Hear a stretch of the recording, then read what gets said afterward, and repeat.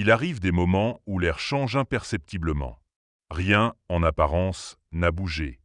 Et pourtant, quelque chose se glisse dans l'atmosphère, comme une présence silencieuse qui s'installe à tes côtés. Tu ne la vois pas, mais tu la sens. Un frisson qui parcourt la peau, un poids subtil dans la pièce, un regard invisible posé sur toi. Ce n'est pas forcément menaçant, mais ce n'est pas neutre non plus. Ce sont ces instants qui, sans prévenir, ébranlent tes certitudes. Ils te rappellent que le monde n'est pas seulement fait de ce que l'on touche et de ce que l'on voit. Qu'il existe un entrelac de forces, de mouvements discrets, qui influencent nos pensées, nos humeurs, nos élans. Aujourd'hui, nous allons marcher ensemble sur ce fil invisible pour apprendre à le reconnaître, et surtout à ne plus le subir. Il y a des rencontres qui élèvent, qui nourrissent, qui font vibrer quelque chose de lumineux en toi. Et puis, il y a celles qui, doucement, sans heurts apparents, assombrissent cette clarté intérieure. Ces présences ne se manifestent pas toujours par des gestes hostiles ou des mots durs. Souvent, c'est plus subtil. Elles s'invitent dans ton espace comme une ombre qui s'étire lentement. Une phrase apparemment banale, mais qui érode ta confiance. Un regard qui éteint l'élan que tu t'apprêtais à suivre. Une énergie qui, sans que tu puisses l'expliquer, t'épuise au lieu de te porter. Parfois, ces présences se parent de chaleur et d'attention. Elles t'écoutent, te sourient, mais derrière cette façade, quelque chose se resserre. Tu repars de leur compagnie plus lourd qu'en arrivant, comme si une partie de toi avait été subtilement siphonnée. Ce phénomène n'est pas toujours volontaire. Certaines personnes portent avec elles leurs propres blessures, leurs propres ombres, et les projettent autour d'elles sans même en avoir conscience. Mais que ce soit intentionnel ou non, l'effet sur toi reste le même. Ta lumière vacille. Il faut apprendre à reconnaître ce signal. Pas pour juger ou rejeter l'autre, mais pour protéger ton espace intérieur. Car ta lumière est précieuse. Elle ne se régénère pas en un claquement de doigts. La première étape, c'est de t'écouter. Si, après avoir vu quelqu'un, tu te sens vidé, diminué, ou que ton enthousiasme s'est comme évaporé, prends le temps d'observer ce qui se passe. Laisse tomber l'explication rationnelle immédiate. Ressens d'abord. Puis, doucement, mets en place une distance saine. Pas forcément physique ou définitive, mais une distance énergétique, un espace clair où ton feu intérieur peut continuer de brûler, même à proximité d'ombres passagères. Car la lumière, pour durer, a besoin d'air. Il existe des paroles qui ressemblent à du réconfort, mais qui, au fond, en privent. Des gestes qui imitent la bienveillance, mais qui portent une autre intention, plus sourde, plus trouble. Ces soutiens trompeurs ne se présentent pas comme des ennemis. Au contraire, ils se placent souvent comme des alliés. Ils t'écoutent, hochent la tête, offrent un conseil. Mais ce conseil glisse subtilement vers la peur, la limitation, le doute. Comme s'ils t'invitaient à rester dans un cadre qu'ils comprennent, plutôt qu'à t'élancer vers ce qui t'appelle vraiment. Certains le font par habitude, d'autres par crainte de te voir changer et peut-être t'éloigner d'eux. D'autres encore utilisent cette position de confident pour garder un certain pouvoir sur toi. Mais quel que soit le motif, le résultat est identique. Tu repars moins confiant qu'avant. Ces masques peuvent être difficiles à percevoir, car ils se parent d'un vocabulaire rassurant. On te dira que c'est pour ton bien, par précaution, pour éviter que tu souffres. Et parfois, oui, l'intention est sincère. Mais l'effet, lui, reste le même. Freiner ton mouvement, réduire ton espace de liberté intérieure. La clé, c'est de ne pas juger trop vite, mais de constater. Observe comment tu te sens après ces échanges. Plus léger ou plus lourd. Plus clair ou plus confus. Plus proche de toi-même ou plus éloigné. Ces réponses sont ton baromètre. Il ne s'agit pas de couper tous les liens avec ceux qui portent ces masques, mais de reprendre la souveraineté sur tes choix. Recevoir un conseil ne signifie pas lui obéir. Écouter une opinion ne t'oblige pas à la faire tienne. En apprenant à discerner ce qui t'élève de ce qui t'entrave, tu rends leur véritable visage à ces faux soutiens. Et tu t'offres la possibilité de continuer ton chemin avec des appuis qui, eux, nourrissent vraiment ta lumière. Certains liens naissent dans la douceur, la complicité ou même la nécessité.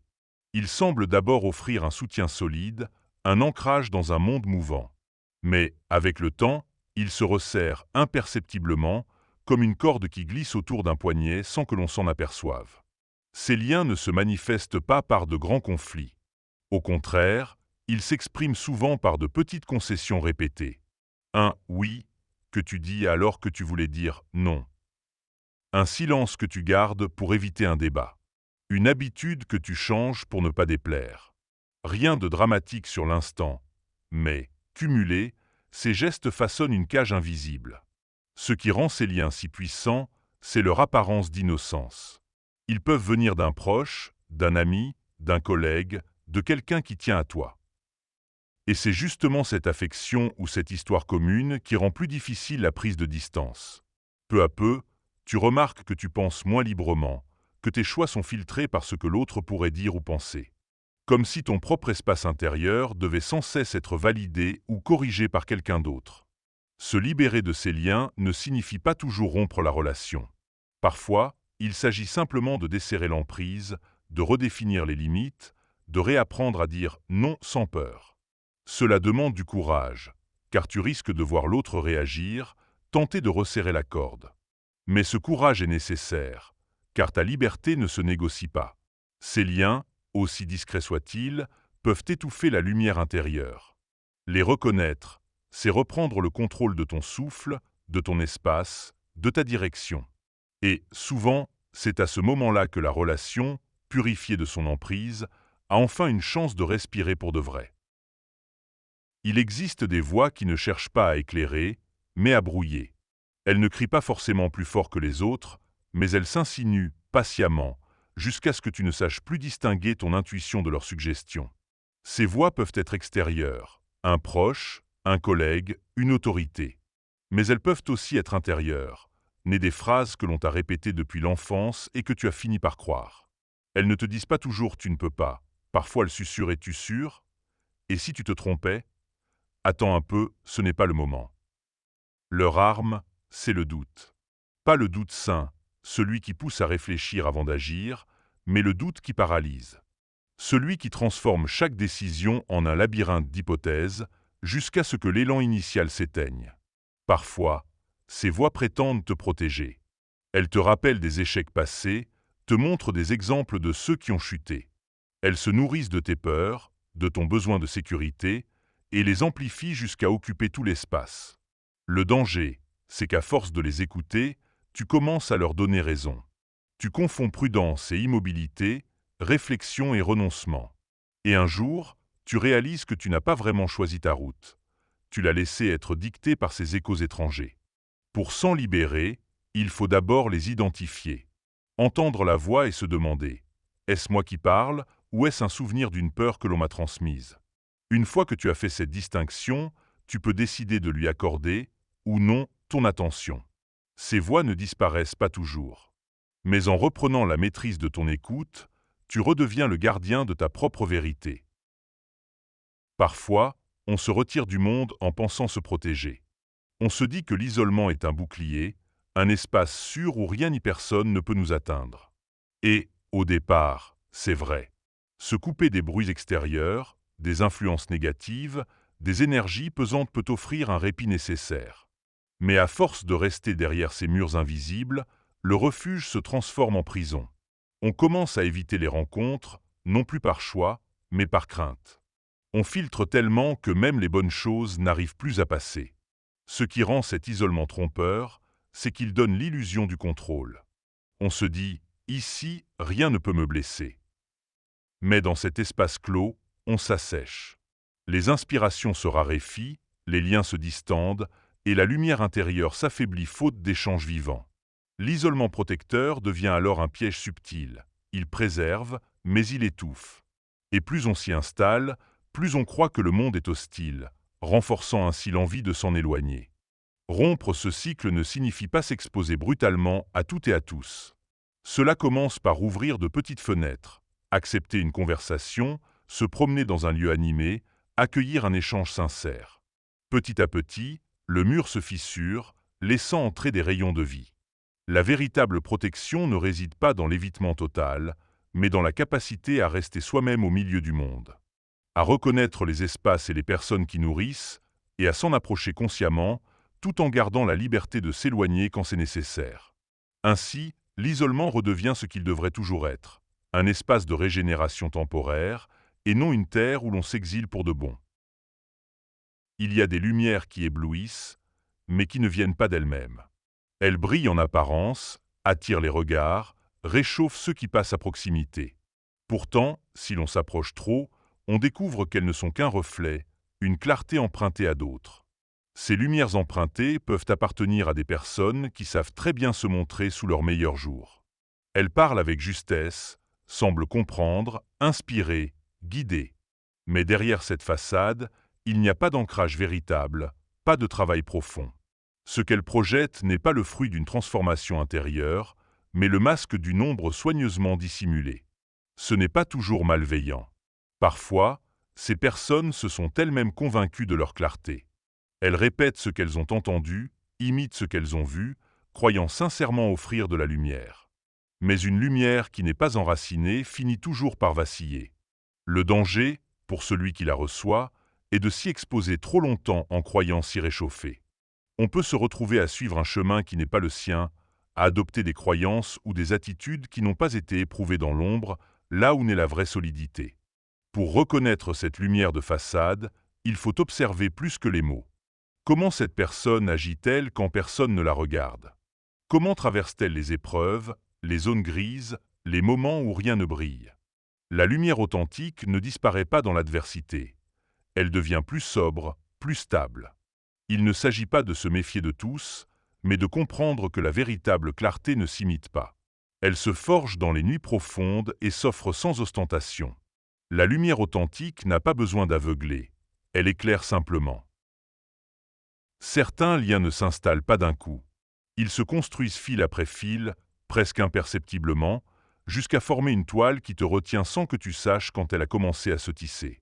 Ce tissage invisible peut naître d'une relation, d'un environnement, ou même d'une habitude intérieure. Il s'agit d'un enchevêtrement subtil de paroles, de gestes, de promesses et de non-dits qui, petit à petit, enserrent ton énergie.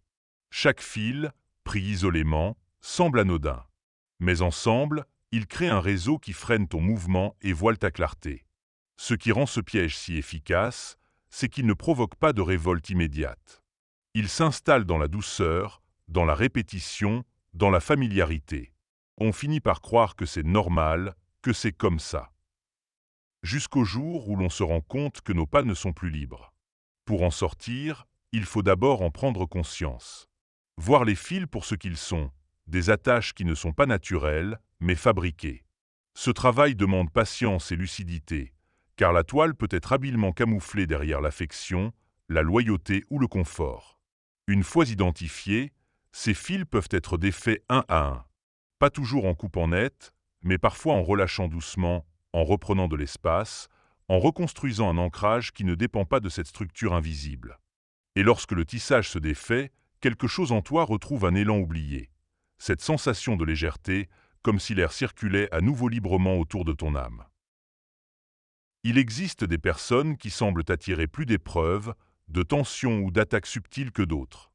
Non pas parce qu'elles sont faibles, mais souvent parce qu'elles portent une lumière ou une intensité particulière qui dérange certains équilibres. Cette lumière n'est pas forcément éclatante ou visible à tous. Elle peut être une sensibilité accrue, une profondeur de regard, une intégrité qui ne se plie pas facilement. Mais dans un monde où beaucoup préfèrent rester dans la zone du confort commun, cette énergie devient comme un signal qui attire l'attention et parfois les résistances. Être une cible ne signifie pas être condamné à subir. Cela demande simplement de comprendre que cette intensité intérieure doit être protégée. Car plus ta lumière est pure, plus elle met en relief les ombres autour. Et les ombres n'aiment pas toujours être révélées. Parfois, cette pression extérieure vient même de proches, inconsciemment déstabilisés par ce que tu incarnes. Non pas par rejet profond, mais parce que ta façon d'être remet en question des schémas qu'ils n'ont pas envie d'explorer. Reconnaître que tu portes cette singularité est une étape importante. Non pour t'en vanter ou t'en plaindre, mais pour accepter que ton chemin demande peut-être plus de vigilance que celui d'autres. Il ne s'agit pas de se barricader, mais de choisir consciemment où et à qui tu offres ton énergie. De t'entourer de présences qui respectent ton espace, qui encouragent ton authenticité au lieu de chercher à la réduire. Car, au fond, être une cible signifie aussi être un phare. Et un phare ne s'éteint pas parce que la mer est agitée. Le discernement est souvent perçu comme une simple capacité à voir clair. Mais lorsqu'il est affûté, il devient bien plus que cela. Une arme silencieuse, capable de protéger, d'orienter et de préserver ta paix.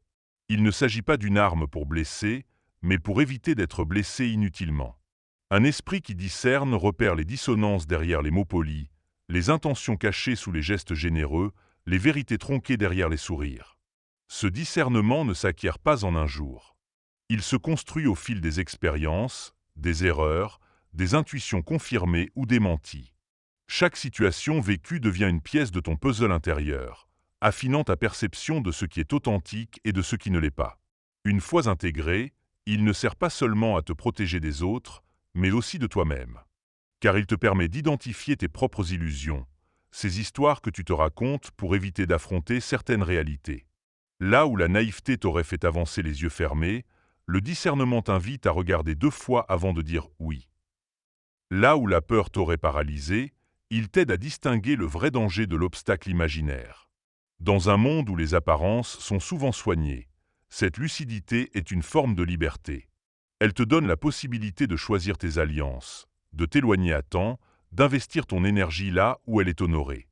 Et plus tu pratiques, plus cet outil devient naturel. Tu n'es plus dans la méfiance permanente, mais dans une vigilance douce. Tu ne fermes pas ton cœur, tu lui offres simplement des frontières claires. Car un cœur ouvert sans discernement est une porte grande ouverte. Avec lui, il devient un sanctuaire. Se libérer ne signifie pas toujours affronter, expliquer ou convaincre. Parfois, la véritable force réside dans le fait de se retirer sans bruit, de couper des liens sans éclat, et de choisir sa paix plutôt que d'entrer dans un combat qui ne mènera nulle part. Beaucoup pensent qu'il faut mettre les choses au clair pour tourner la page. Mais certaines situations ne méritent pas cette dépense d'énergie. Face à ceux qui ne veulent pas voir, tes explications deviendront des arguments à déformer. Face à ceux qui veulent garder prise sur toi, tes justifications seront des accroches pour te retenir. Se libérer sans confrontation inutile, c'est reconnaître que ton chemin ne demande pas l'approbation de tous. Tu n'as pas à valider tes choix auprès de ceux qui n'écoutent pas vraiment. Cela ne veut pas dire fuir ou manquer de courage. C'est un acte de lucidité, comprendre que parfois, le silence protège mieux que les mots, que l'éloignement peut être plus puissant qu'un débat stérile. Concrètement, cela peut ressembler à de simples ajustements, moins de disponibilité pour certaines personnes, plus de temps investi dans ce qui te nourrit, moins de justifications et plus d'actions alignées avec toi. En choisissant cette voie, tu récupères une énergie immense, celle que tu aurais perdue à essayer de gagner une discussion ou à prouver ton point de vue. Cette énergie, tu peux la réinvestir là où elle produit vraiment quelque chose, dans ta guérison, ta création, ton expansion. Se libérer ainsi, c'est comprendre que ta vie ne se joue pas dans les champs de bataille des autres, mais dans l'espace paisible que tu construis pour toi. La paix intérieure est l'un des biens les plus précieux que l'on puisse posséder. Et pourtant, elle est souvent mise en péril par 1000 petites intrusions. Une conversation qui draine ton énergie, une situation que tu laisses traîner, une influence qui s'infiltre dans tes pensées. Protéger cette paix, c'est accepter de la traiter comme un trésor rare. Cela demande d'apprendre à dire non sans culpabilité, à fermer certaines portes sans les rouvrir, à limiter l'accès de ton espace intérieur à ceux qui savent en prendre soin. Ce n'est pas une démarche égoïste. C'est au contraire une façon de préserver ta clarté pour pouvoir offrir le meilleur de toi-même. Une paix solide devient un point d'ancrage, non seulement pour toi, mais aussi pour ceux que tu soutiens. Cela passe par des gestes simples mais constants. Filtrer les informations que tu laisses entrer, créer des moments de silence, pratiquer des rituels qui t'aident à te recentrer. Et surtout, ne pas hésiter à t'éloigner temporairement de ce qui te perturbe, même si cela surprend ou déplaît. Car une fois ébranlée, la paix demande du temps pour se reconstruire. La protéger, c'est donc anticiper, mettre en place des gardiens invisibles autour de ton cœur et de ton esprit. Quand tu traites ta paix comme un trésor, tu comprends qu'elle n'est pas un luxe, mais une nécessité vitale. Chaque parcours traverse ces zones d'ombre. Ces périodes où tout semble figé, où les couleurs paraissent s'éteindre, où même l'avenir se voile. Mais l'ombre, aussi dense soit-elle, n'est jamais une fin. Elle prépare la naissance d'une nouvelle lumière. Passer de l'ombre à la clarté ne se fait pas en un instant. C'est un chemin de petits ajustements, de choix répétés, de gestes presque invisibles qui, cumulés, redessinent ton horizon. Parfois, il s'agit simplement de rouvrir une fenêtre, d'accepter une rencontre, de laisser une idée germer. Ce nouveau cycle n'efface pas ce qui a été vécu. Au contraire, il s'appuie sur les leçons gravées dans la traversée. Tes ombres deviennent la toile de fond sur laquelle ta lumière se détache encore plus nettement. Ouvrir un cycle, c'est accepter l'inconnu, mais avec une certitude intérieure. Tu portes désormais des racines plus profondes, une vision plus claire, une force que rien ne peut enlever. Et tandis que tu avances, tu réalises que chaque fin était déjà le commencement d'autre chose. La clarté n'est pas un but lointain. Elle est là, à chaque pas que tu poses en conscience. Ce cycle s'ouvre maintenant.